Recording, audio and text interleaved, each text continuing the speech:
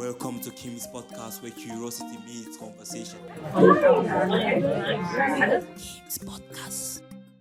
Hey people, you're welcome to another edition of Kim's podcast. Today we're going to be talking on education, and with me today I have the principal of one of the most excellent schools I can say in Yaoundé. We have Mr. Babila, and we're going to be talking on education. Mr. Babila, you're welcome. Thank you very much. How have you been? Good mother. Okay.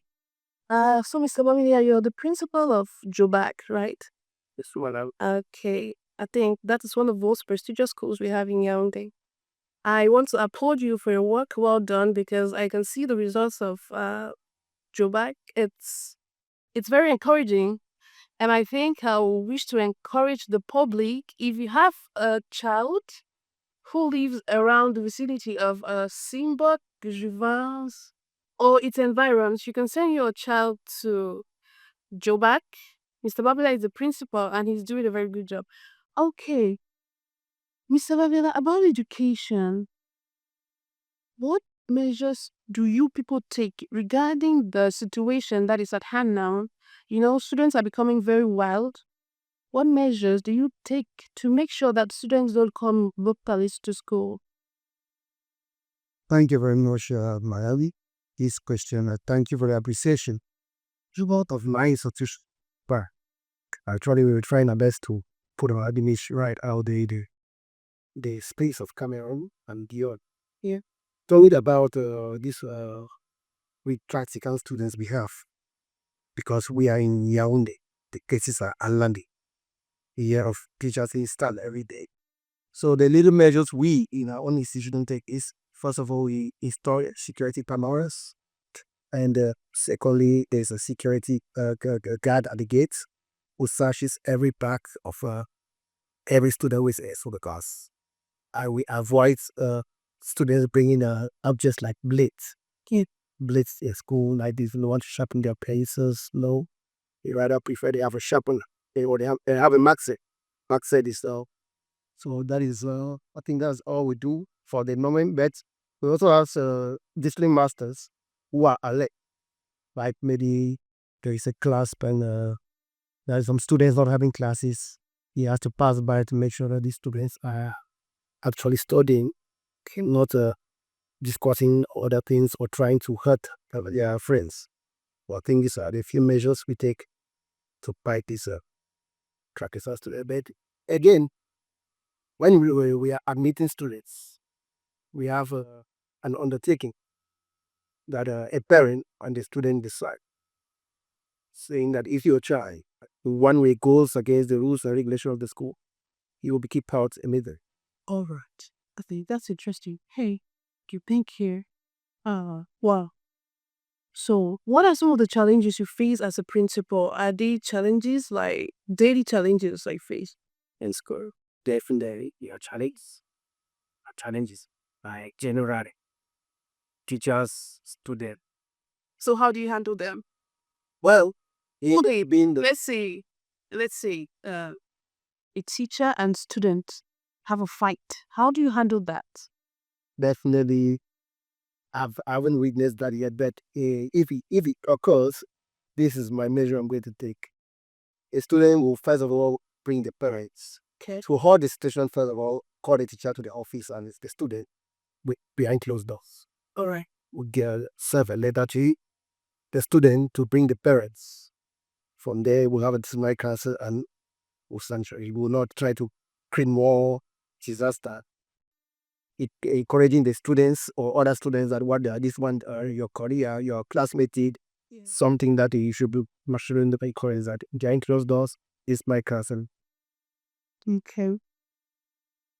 Okay. Why do you think a child gets more of its morals by? Is it from school or it's from home? Morals, So, like, you interact with more than, let's just say, more than 800 or more students in a day. Where do you think they get their morals from? Is it basically from home or from school environs? the both home and school has a part to play. Morals, the moral upbringing of child, and given the from that we are in a Android generation. Android generation means majority of the students deal with phones. We deal with phones, and sometimes you see there's a maybe competition amongst them, and when that competition comes, they now start getting out of morals. Maybe in your house, you know the situation of your parents, but you want to go extra miles because all of your classmates is portraying some type of a soft life on campus, and maybe the child is morally the child is morally brought up. Yeah. But you, who is not morally brought up, who go extra miles because you want to be like that child. Okay, peer pressure. Peer pressure. So both home and school, morals have a pretty very good part, a very big part to play. Okay. All right. Okay. So, what do you think, or what will you do in a situation where you find out there is a teacher-student relationship in campus? How do you handle that? Well, Because things like that do happen. definitely they do happen.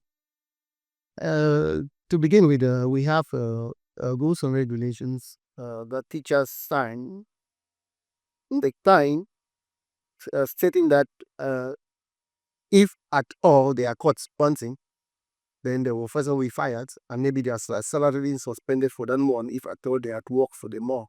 Okay.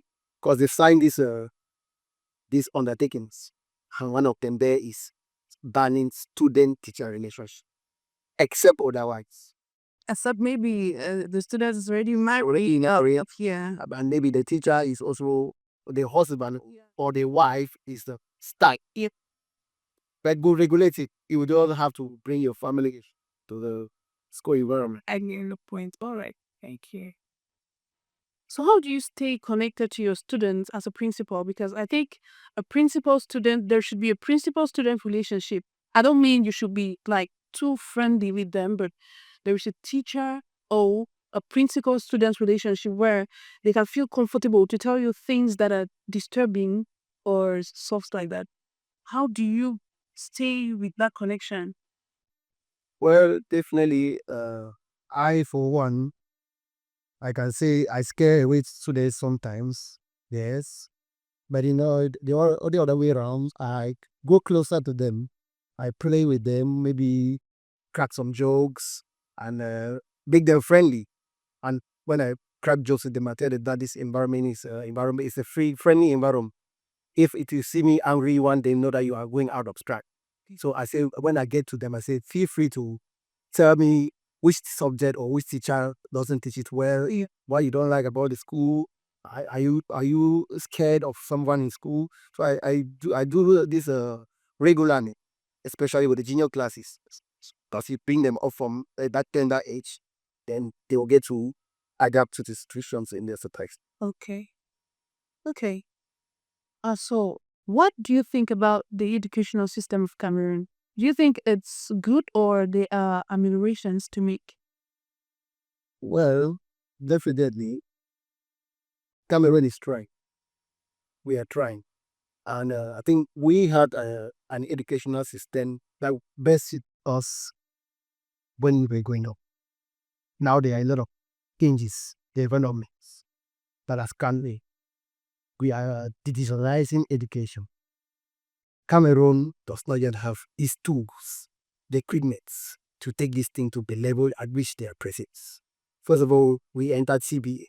CBA, it is difficult to adapt in CBA. Can you break down CBA for us? Not everybody is a teacher. Someone like me, I was, but I'm no longer in but that's annoying. Okay, Madam, what they talk about CDA?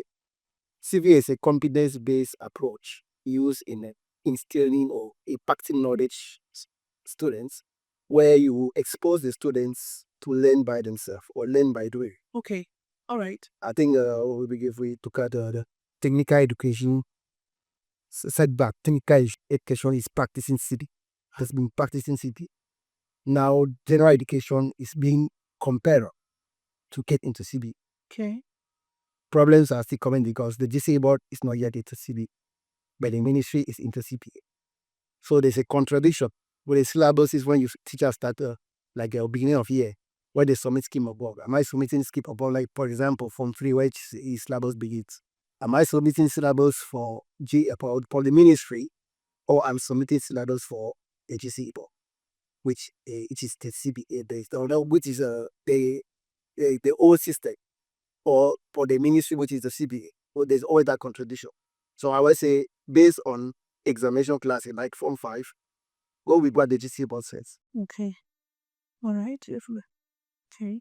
What's the most rewarding part of being a school leader? Boarding back. Let's talk about the rewarding part. So maybe I'm looking forward to be one next year. One never knows. Well, being a school leader, well, for me, I think being a school leader,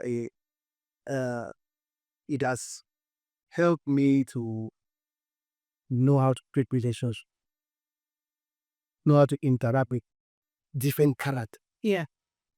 Because if you don't know somebody, you can't judge the person, even though we are not allowed to judge. You can't draw a conclusion about something based on somebody if you have not come across certain characters that tie to the person you are meeting. Definitely. So from students to teachers, I interact with them, and I think I've learned a lot how to deal with characters in the society. So that is a plus for me for being a leader. Okay, that means it's already working for you, meaning you're going to be a very good husband, or maybe you're one already, because you get to deal with so many characters. It means if you get a wife now, or if you have a wife alone, maybe it's not going to be a lot. Well, the family, being your home, it'll be different from how when you actually at the job site. Okay. Yeah, so I might be so tense, but when I get into the house, I'm so relaxed. Nowadays. And what I portray out there is not what I portray back in my house. So definitely, there are two sides of a point. Okay. So, Mr. Mamila, if there is a problem in your school vicinity, let's say problem with your teacher and your student, can you scold the teacher in front of the student? No, to begin with. Okay. No. All right. Secondly, why do I say to begin with? If you are that type of teacher who doesn't listen or doesn't want to take your advice, 1, 2, 3 times I shout at you in front of the students because it is repeated. Do you think shouting in front of the students, the teacher is going to adhere maybe to what you've been saying, or do you think that's the best way to go about it? As I like this said, Okay, a teacher of 50 years and a student of 10 years. You see, when I talk about shouting at the teacher, I might not raise my voice. I might be close to you and I'm talking that, but from my actions, the students will understand that the principal is angry or he is scolding at this teacher. I don't say like I was starting like I'm shouting at students, get to class. No, when I say shout, my temperature my rise at that time, and I want you to follow me to the office, because what I want to say, and everywhere you get to the office, I will the way I wanted to say it, yeah. you will not feel that what you're done is actually bad. Okay. Because it's repeatedly. Okay. Okay. So, Mr. Bak, what do you think is the most effective way of evaluating students? Say the most effective. You know, there are different ways, but what do you think is the most effective way of evaluating students? Given the front that we have, fast learners or slow learners, exams of evaluating students shouldn't base more, right? We have handicapped students, the blind students, the people who are there, but they are still acquiring education. So what if the society said we should place all of these people in the same learning environment? That is where your question mark comes on. How do you evaluate these given and every students for them to realize or to come out successful at the end of the day? So we need to inculcate auras in evaluating students, not just basing on writing the exams. Because there are some slow writers, even though I'm not encouraging that they should be slow. Because as a student, you have to be time conscious first. But they say 10 minutes is 10 minutes, 13 this, 13. But even to read that situation, when we are in a classroom situation, like a feature, when you evaluate and you keep on seeing that there's a child who keeps on failing, but maybe the child is active during lessons and they responding to questions, but when you give a test child, then you have to get close to that child, know that the child has a problem. And you might change the way to evaluate that child, which is to go verbal Okay. or orals. Oh, Thank you. true. Wow, that's nice. So, what do you think about, let's say, the 19th century system and then this 21st century system where they had to beat us because I experienced a whole lot of lashing when I was schooling. But now I think there are some schools that say the students are not supposed to be touched. Like, you do not touch the student. There is no cane on campus. Is that how Jobat runs its campus, or there is a level where you have to lash a student when it's out of hand? Well, the ministry has prohibited corporal punishment. Yeah, the ministry has prohibited corporal punishments in schools. But honestly, I think we can't without it. Yeah, definitely. Yes. Definitely. So Okay. even though there are cases we try to cancel, but the counseling sometimes it's like you throwing water on the dead. I was actually going to get to that. Do you think counseling really works? Well, it works. If I want to use my case, I think if I were to go to school and then the only thing you can do to me is counsel me, I don't think I'm going to learn anything. After counseling me, I'll just go back and do what I was doing. I think lashing to me was one of the best solutions until it was put out of book. Well, not work with all cases. Really? Not in all cases. Counseling also has part to play. And when you counsel, we have to invite the guardians or the parents of the student you are counseling, and try to make the parents also assist the children back home. And if these parents don't also play their own part back home, the school cannot do it all. The school cannot do it all. So we call upon parents when you send your child to school. The responsibility does not only lies in the hands of the teacher, the administration and the teacher. You as a parent, you also have a part to counsel your child.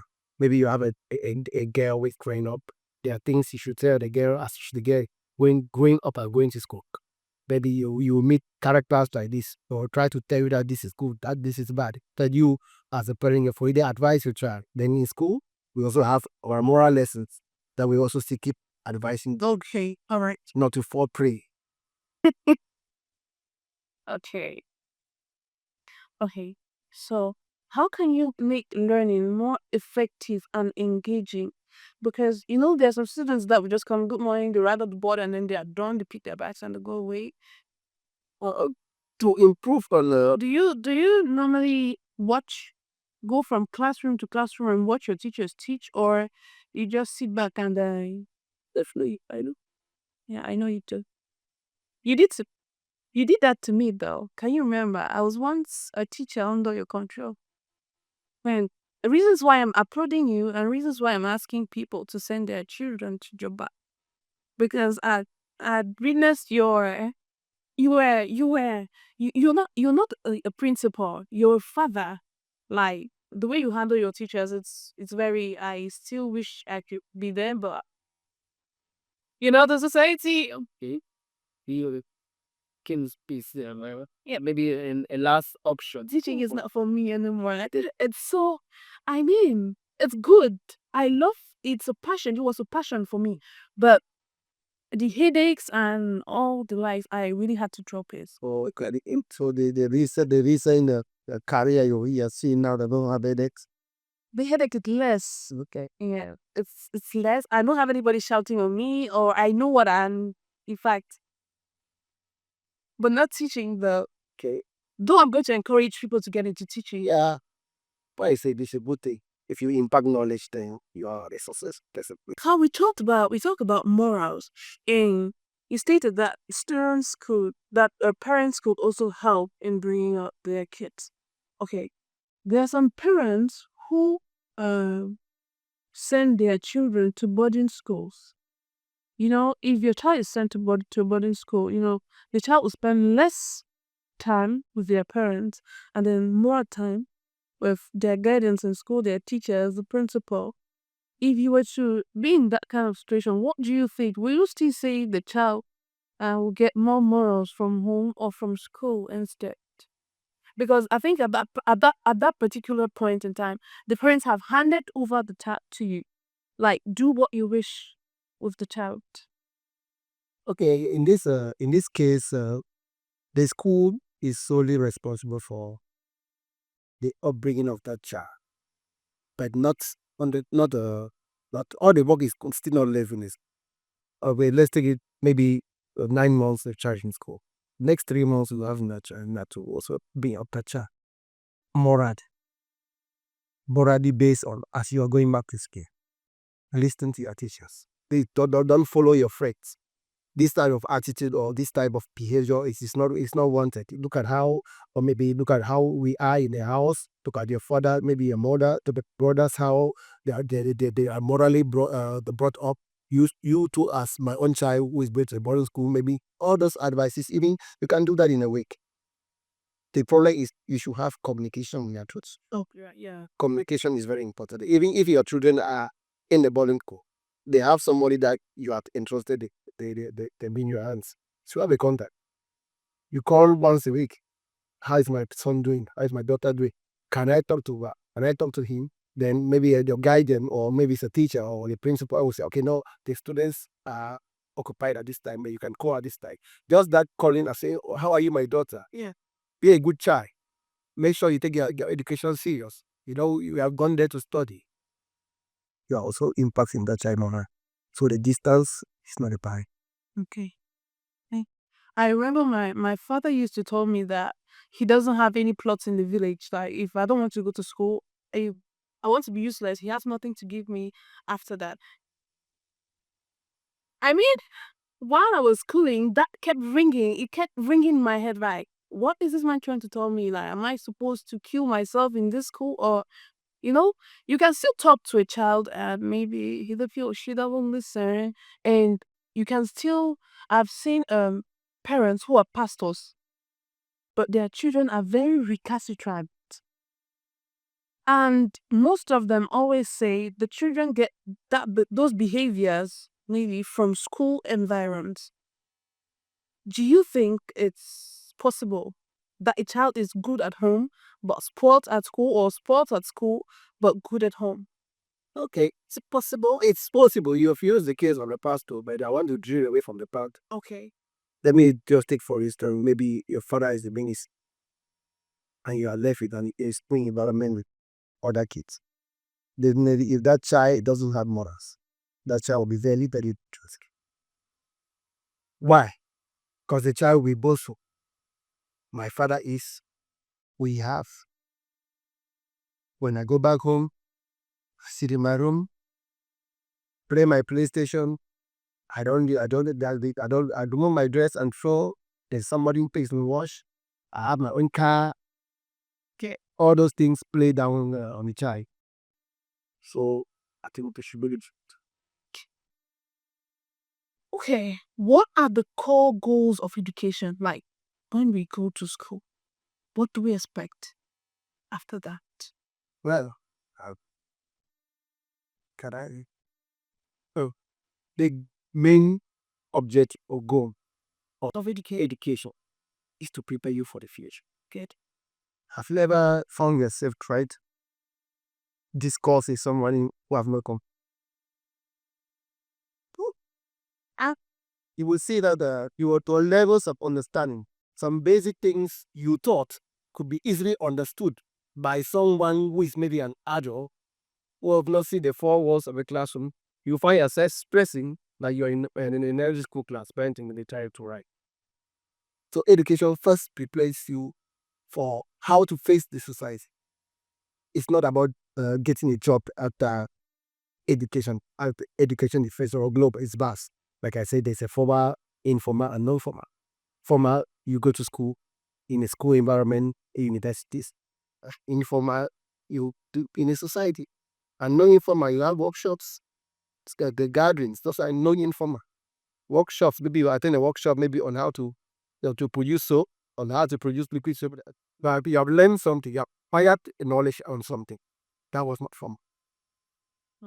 Okay. Okay, but we still have it's still not it doesn't change the fact that we still have educated fools. So it made society make themselves so that at least they have education. But do you actually accept with me that we still have educated fools? I should really accept them cover 50, yeah. Percent, percent. There's a particular way you expect someone who's educated to react, but he or she's not going to react that way. You're rather going to react like somebody who has never seen the four walls of a classroom. Well, they are.